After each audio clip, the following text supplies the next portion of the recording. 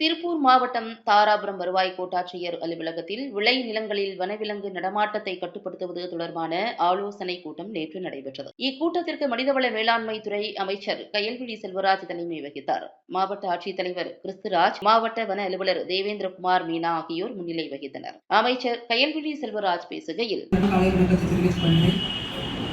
நம்முடைய மாவட்ட நிர்வாகத்தை பொறுத்த வரைக்கும் நம்முடைய ஆட்சித்தலைவர் அவர்கள் எந்த பிரச்சனையாக இருந்தாலும் உடனடியாக தீர்வு காண்பதற்கு நீங்கள்லாம் என்கிட்ட சொன்னீங்க.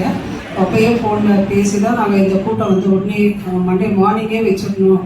ஏன்னா இது மிகப்பெரிய பாதிப்பு விவசாயிகளுக்கு இருக்குது அப்படிங்கிறதுனால தான் அதோட முக்கியம் அதை சொல்லி பேசினா தான் அதுக்கு ஒரு தீர்வு கிடைக்கும் அப்படிங்கிறதுக்காக தான் இந்த கூட்டத்தை இவ்வளோ குறுகிய காலத்தில் நம்ம நடத்தியிருக்கோம்.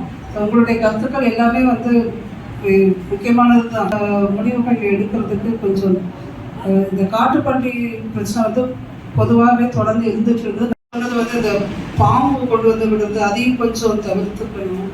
எப்பயுமே அப்புறம் மலைப்பாம்பெல்லாம் வந்துச்சுன்னா அப்புறம் பெரிய ஆட்டுக்குட்டி கூட மூழ்கிட்டு போயிடுச்சுன்னா கண்ணுக்குட்டி கூட மூழ்கிட்டு போயிடும்.